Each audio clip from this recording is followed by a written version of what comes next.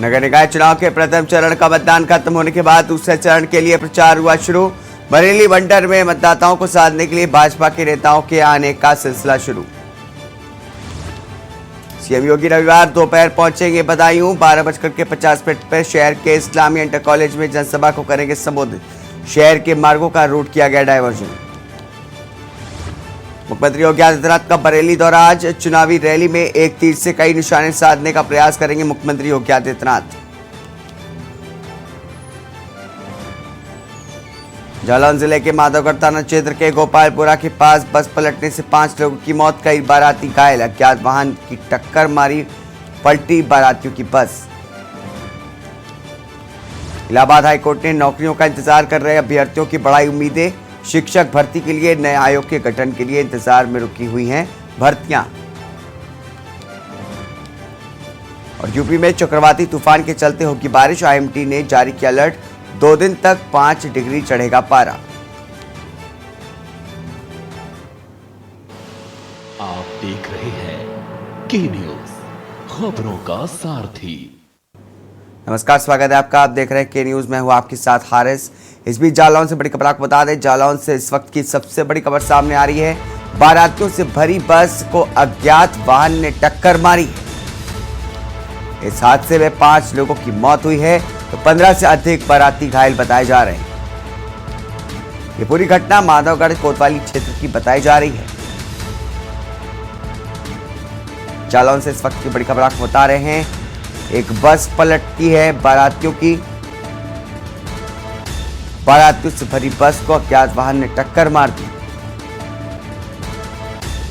हादसे में 5 लोगों की मौत हुई है, 15 से अधिक घायल बताए जा रहे हैं। घटना माधवगढ़ कोतवाली क्षेत्र की बताई जा रही है।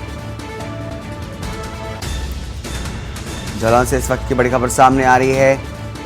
एक अज्ञात वाहन ने बारातियों से भरी बस को टक्कर मार दी। इस हादसे में 5 लोगों की मौत बताई जा रही है जबकि 15 से अधिक बाराती घायल। हमारे संवाददाता माजिद अरमान हमारे साथ जुड़ चुके हैं। माजिद, जिस तरीके से ये घटना सामने आई है, तेज रफ्तार का कहर देखने को मिला है, इसको लेकर के क्या कुछ बताना चाहेंगे? जी बिल्कुल, बता दें कि मामला माधवगढ़ थाना क्षेत्र का है जहाँ पर देर रात एक घटना होती है। हालांकि रोड चौड़ीकरण होने की वजह से भी घटना की संज्ञान में लिया जा सकता है, क्योंकि जैसे माधवगढ़ से और रामपुरा के बीच में जो रोड का चौड़ीकरण हुआ है उस पर कहीं ना कहीं बसों की रफ्तार तेज हो गई है। तो यही वजह बताई जा सकती है कि अनियंत्रित बसें जो लगातार ओवरटेक होने की जो चलती हैं तो कहीं ना कहीं घटना को जरूर अंजाम देती है, क्योंकि ये पहला हादसा जालौन के माधवगढ़ क्षेत्र का नहीं है। यहाँ पे कई बार ऐसे मामले हो चुके हैं। हालांकि ये मामला काफी बड़ा था जहाँ पर 5 लोगों की मौत हो गई है, क्योंकि ओवरटेक जो गाड़ियां लगातार जो राम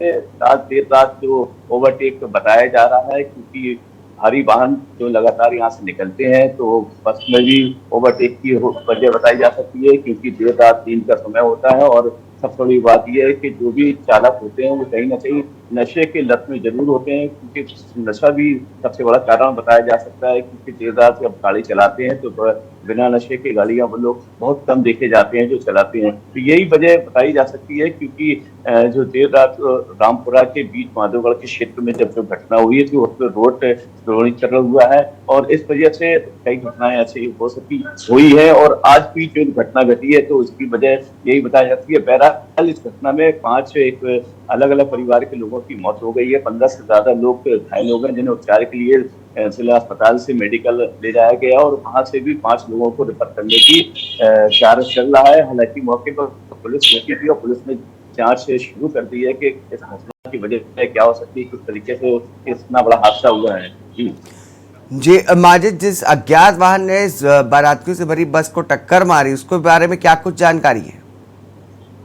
देखिए, देर रात का मामला था। रात 2 से 3 के बीच का घटना हुई है। हालांकि पुलिस मौके पे पहुंची और जो भी आसपास के जो सीसी कैमरे हैं उसको खंगाला जा रहा है कि कौन सी ऐसा वाहन था और किस तरीके से गाड़ी का असली जो है घटना कैसे हुई है और कौन इसका जिम्मेदार है, बस वो जिम्मेदार है या ट्रक जिम्मेदार है, इसको अभी टकाला जा रहा है। बहरहाल अभी कुछ पता नहीं चल सका है कि किस तरीके से इस घटना को अंजाम दिया गया, क्यों इससे बड़े हादसा हुआ है, कैसे हुआ, क्योंकि बनवे जो है वहाँ जो बना हुआ है कि किस तरीके से रोड को एक दूसरे से टकराई गई।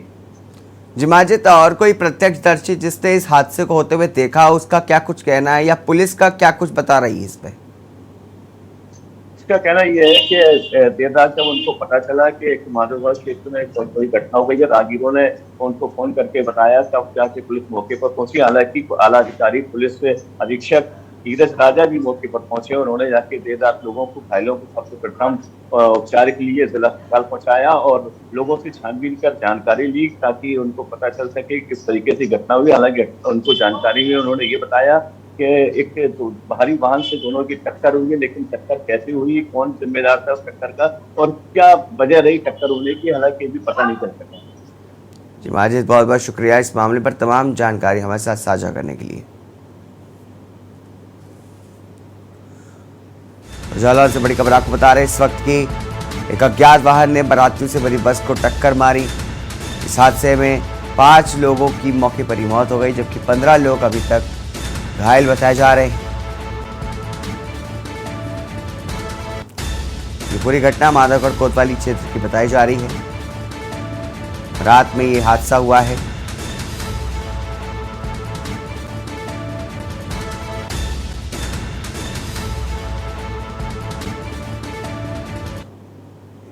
इस बीच बदायूं से बड़ी खबर सामने आ रही है। योगी के कार्यक्रम की तैयारियों का लिया जायजा। मंडलायुक्त सौम्या अग्रवाल ने परखी तैयारियां। 7 नगर पालिकाओं 14 पंचायतों में होनी है वोटिंग। सीएम योगी जनता से करेंगे वोट देने की अपील। बदायूं से खबर बता रहे आपको, योगी कार्यक्रम की तैयारियों का लिया जायजा। मंडलायुक्त सौम्या अग्रवाल ने परखी तैयारियां। 7 नगर पालिकाओं 14 पंचायतों में होनी वोटिंग। सीएम योगी जनता से करेंगे वोट देने की अपील। बदायूं से बड़ी खबर आपको बता रहे, योगी के कार्यक्रमों की तैयारियों का लिया गया जायजा। मंडलायुक्त सौम्या अग्रवाल ने परखी तैयारियां। 7 नगर पालिकाओं 14 पंचायतों में होनी वोटिंग। सीएम योगी जनता से करेंगे वोट देने की अपील। योगी के कार्यक्रमों की तैयारियों का लिया गया जायजा। मंडलायुक्त सौम्या अग्रवाल ने परखी तैयारियां। 7 नगर पालिकाओं 14 पंचायतों में होनी वोटिंग। सीएम योगी जनता से करेंगे वोट देने की अपील।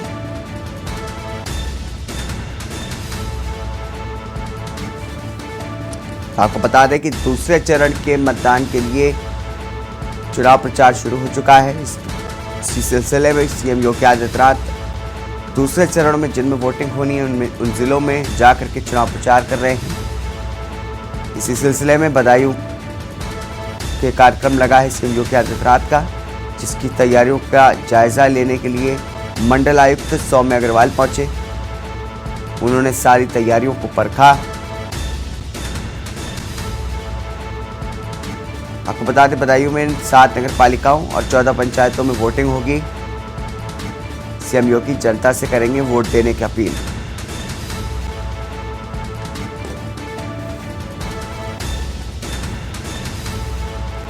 आपको बदायूं से बड़ी खबर आपको बता रहे हैं, मंडलायुक्त सौम्या अग्रवाल ने सीएम योगी की कार्यक्रम का तैयारियों का जायजा लेने के लिए पहुंचे थे। 7 नगर पालिकाओं 14 पंचायतों में वोटिंग होगी। सीएम योगी जनता से वोट देने की अपील करने के लिए वहां पर पहुंचने वाले।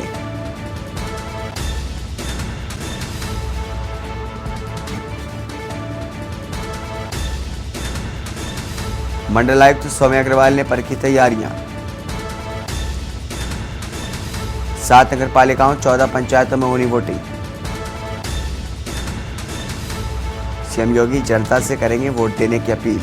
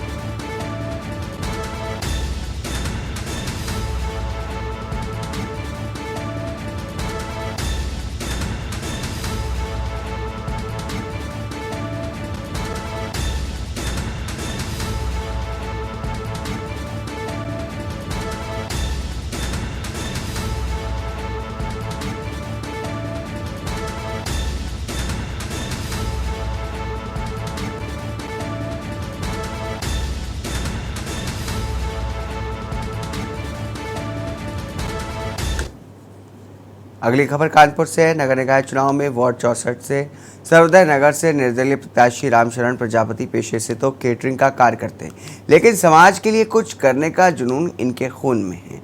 कोरोना के दूसरे काल में रामशरण ने अपने मित्रों के साथ उन शवों का अंतिम संस्कार कराया जिनके अपने लोग कंधा देने से संकोच कर रहे थे। रामशरण निरंतर गुरुद्वारे में निस्वार्थ सेवा करते रहते हैं। क्षेत्र की जनता का कहना है कि वर्तमान पार्षद अपने 5 साल के कार्यकाल में सिर्फ अपना ही विकास करते रहे। वही रामशरण अपने क्षेत्र में वर्षों से जन सुविधाओं पर काम करते आ रहे हैं, जिसके कारण क्षेत्र की जनता ने इस बार रामशरण को मोतीचीर पहुंचाने की ठानी है। क्या लग रहा है आपको, जनता का आपको कितना प्यार है? ऐसा है कि मैं एक समाज सेवक आदमी हूँ और मैंने वार्ड 64 से आप चुनाव लड़ रहे हैं, किन रणनीतियों के साथ लड़ रहे हैं? क्या लग रहा है आपको, जनता का आपको कितना प्यार दे रही है? ऐसा है कि मैं एक समाज सेवक आदमी हूँ और मैंने पहले ऐसा कोई विचार मेरे मन में नहीं था, और जब मैं कुछ ऐसी प्रॉब्लम जनता की देखी, पानी की समस्या, बिजली की समस्या और अतिक्रमण जो है अधिकारियों का है, और जब हम जनता के बीच में गए तो जनता ने बताया कि भाई बिजली, नाली, पानी और सफाई बड़ी गंभीर समस्या ऐसी है जो किसी के सुनता नहीं कोई अधिकारी। तो मुझको जानबूझ के इस क्षेत्र में उतरना पड़ा कि हो सके शायद मेरे द्वारा किया गया कोई कार्य मेरी जनता के लिए हो सकता है।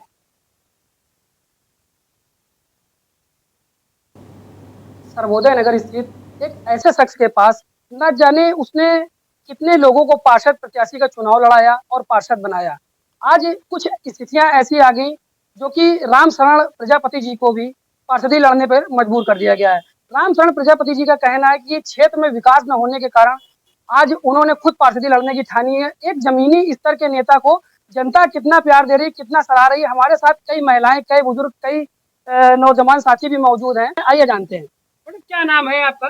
मंजरी श्रीवास्तव। मंजरी श्रीवास्तव जी, किसको चुनाव लड़वा रही हैं आप लोग इस बार? वो रामशरण प्रजापति हैं, उनको लड़वा रही हूँ। ऐसा क्या कारण है जो पिछली सरकार से आप लोग नाराज हैं और रामशरण प्रजापति जी जो एक ऐसे शख्स हैं जिन्होंने कई पार्षदों को लड़वाया और पार्षदी तक पहुंचाया और चुनाव जितवा के लाए, आज वो चुनाव में खुद उतरे हैं, तो ऐसी क्या? जो पूर्व पार्षद थे उन्होंने हमारे क्षेत्र में कोई काम नहीं किया है, इसलिए हम लोग सब लोग नाराज हैं। और उनसे अगर व्यक्तिगत कभी कोई बात भी की है तो वो बात करने को तैयार नहीं होते थे, कभी हमारे क्षेत्र में आए भी नहीं है, इसलिए हम लोग उनको वोट नहीं देना चाहते। जी देखिए, ये है जनता जो साफ तौर पर वोट और सपोर्ट रामशरण प्रजापति जी के लिए करने के लिए बोल रही। वार्ड 64 सर्वोदय नगर से हमारे साथ एक दादी भी बैठी हुई है, हम इनसे भी बात करते हैं कि दादी क्या नाम है आपका? दादी हमारा सरस्वती। दादी, इस बार किसको चुनाव लड़वाने, किसको चुनाव जितवाएंगी? ये भैया क्या नाम है भैया का? भैया का रामशरण। रामशरण जी को। ऐसा क्या कारण है दादी जो रामशरण जी को ही आप लोग चुनाव जितवा रहे हैं? उन्होंने कुछ करे नहीं। अच्छा, पिछले पार्षद जो थे उन्होंने कुछ नहीं किया? नहीं। जी देखिए, साफ तौर पर यहाँ पर जनता की नाराजगी देखने को मिल रही है। हमारे साथ और भी कई महिलाएं बैठी हुई हैं और कई सम्मानित व्यक्ति बैठे हैं। हमारे साथ एक सरदार जी भी जुड़ चुके हैं। आइए इनसे भी बात करते हैं और इनकी भी राय लेते हैं कि रामशरण को लड़ाने का मुख्य कारण क्या रहा है, जनता क्यों इतना पसंद करे रामशरण को, क्यों नाराज है पिछले पार्षद से। दीदी क्या नाम है आपका? त्रिलोक सिंह जी। त्रिलोक सिंह जी, आखिर ऐसा क्या कारण रहा है कि इस बार राम शरण जी मैदान भाई में आए राम और आज शरण- सब लोग राम शरण जी को ही लड़वा रहे हैं? राम शरण जी जो है गुरुद्वारे की सेवा बहुत करते हैं, जी बहुत सेवा करते हैं, हर जगह जाते हैं, जो बुलाओ सब जाते हैं जी और मेहनती आदमी है जी और सोचते हैं चलो मेहनत करने वाले इंसान को जिताना चाहिए, जी। इसलिए हम लोग। और भी कुछ ऐसे पिछले पार्षद से कुछ कमियां रही हो जिससे राम शरण जी इस बार हाँ, वो कमी से होगी तभी तो आदमी खड़ा होता है, जितने को कोशिश करता है। जी। और भी हमारे साथ कई लोग हैं, एक साथी हमारे और भी हैं, इनसे भी जानते हैं, इनकी भी राय जानते हैं। इस बीच रायबरेली से बड़ी खबर सामने आ रही है। एक युवक के पेट में लगी है गोली।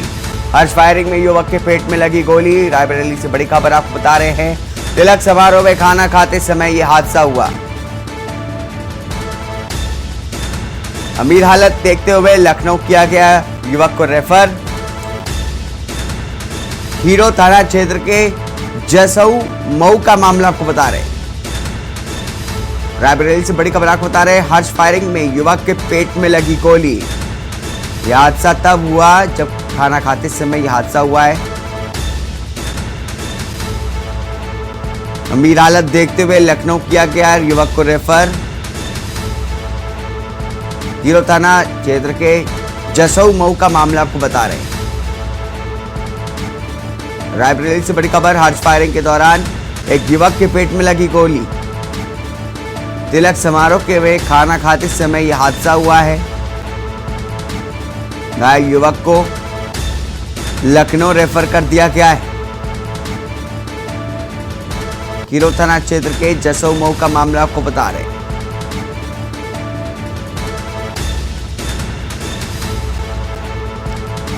तो बड़ी खबर आ रही है रायबरेली से, जहां पर एक युवक के पेट में लगी गोली। तिलक समारोह में खाना खाते समय यह हादसा हुआ। गंभीर हालत को देखते हुए लखनऊ किया गया रेफर।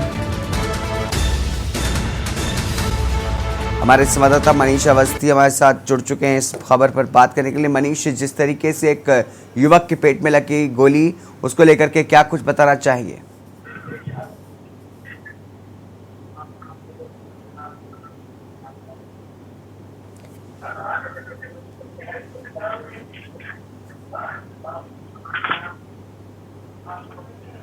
मनीष, आपकी आवाज नहीं आ रही हम तक।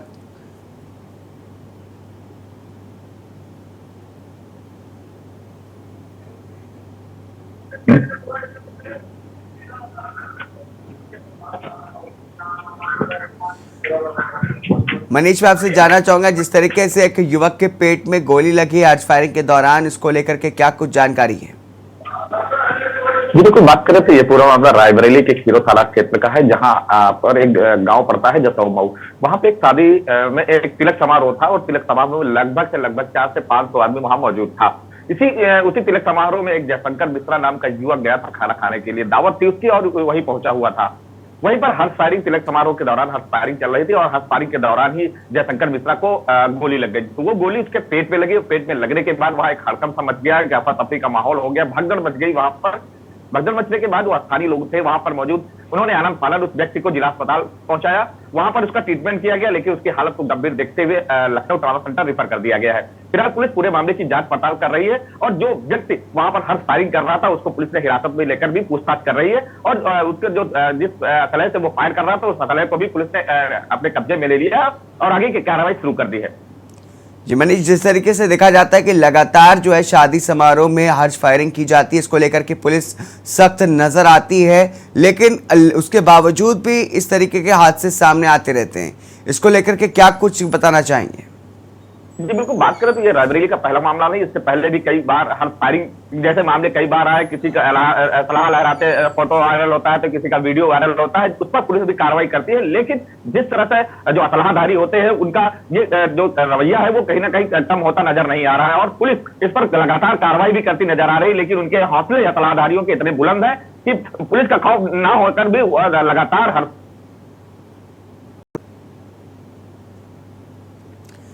जी मनीष, मैं आपसे जानना चाहूंगा, जिस तरीके से अभी जो रायबरेली का मामला सामने आया है, इस पे पुलिस ने क्या कुछ अभी तक कार्रवाई की है? जी बिल्कुल, बात करें तो जिस तरह से जिन्हें तिलक समारोह में हर्ष फायरिंग की थी उसको पुलिस ने हिरासत में ले लिया और उसके असलहे को भी अपने कब्जे में लेकर कार्रवाई शुरू कर दी है और लगातार कार्रवाई करती भी आ रही है। लेकिन अब देखने वाली बात यह होगी कि आगे जिस तरह से हर्ष फायरिंग के मामले निकलकर सामने आ रहे हैं वो लगातार बढ़ते हैं या कम होते हैं। जी मनीष, बहुत बहुत शुक्रिया इस मामले पर हमसे बात करने के लिए। तो रायबरेली से बड़ी खबर आपको बता रहे हैं, तिलक समारोह में खाना खाते समय एक युवक के पेट में गोली लग गई। ये गोली हर्ष फायरिंग में की गई थी। गंभीर हालत देखते हुए लखनऊ रेफर किया गया युवक को।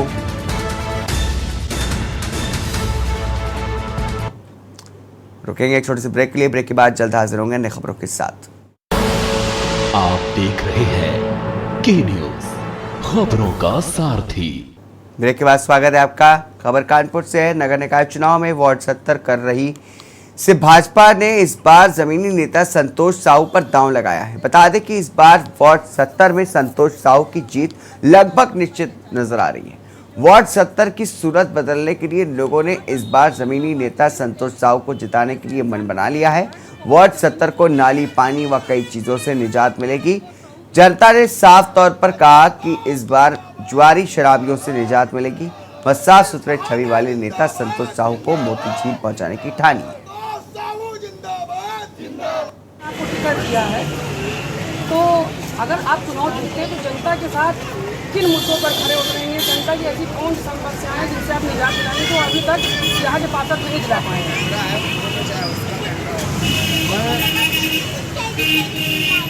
भारतीय जनता मैं संतोष साहू भारतीय जनता पार्टी विश्वास करके एक कार्यकर्ता को टिकट दिया हुआ है। उस टिकट के माध्यम से जनता का जो उत्साह, जो प्रेम, जो आशीर्वाद हमें मिल रहा है, ये बहुत ही अच्छा जो उत्साहवर्धन है। जनता हमको सपोर्ट कर रही है। क्षेत्र की समस्याएं जैसे कि कर्रई गाँव है, कर्रई गाँव में पानी निकासी और सीवर की समस्या है। ये सीवर लाइन न होने के कारण और जो नाले हैं उनका लेवल नीचे है। जो हमारा केजरी का क्षेत्र जुड़ा हुआ है उसका जो नाला है नाला ऊपर है। यहाँ पर नाला और सीवर और नाली और सड़क ये समस्याओं को हम दूर कराएंगे। हमारी सरकार पिछले स्तर पर जो जनता है वो सारी सरकार की जो योजनाएँ होती हैं वो सारे काम हम लोग करेंगे। और हम लोग काम करने वाले व्यक्ति हैं भारतीय जनता पार्टी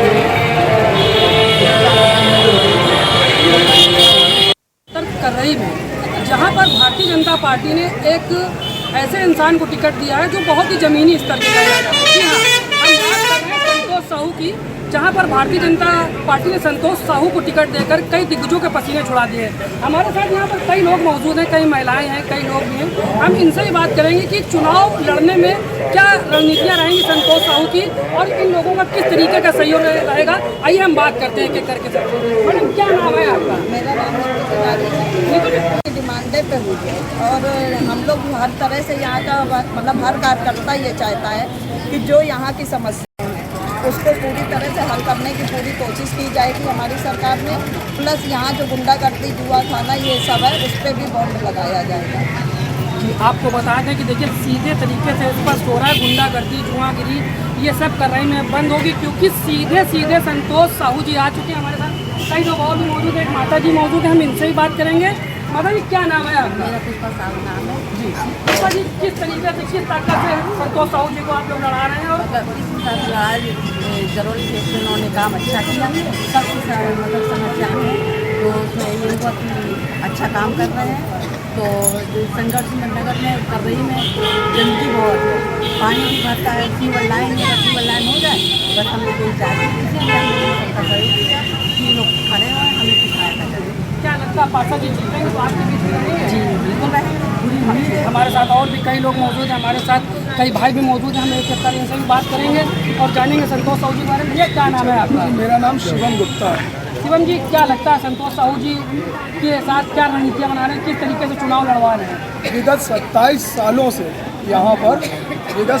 सालों से यहाँ पर भाजपा प्रत्याशी पार्षद का नहीं जीता।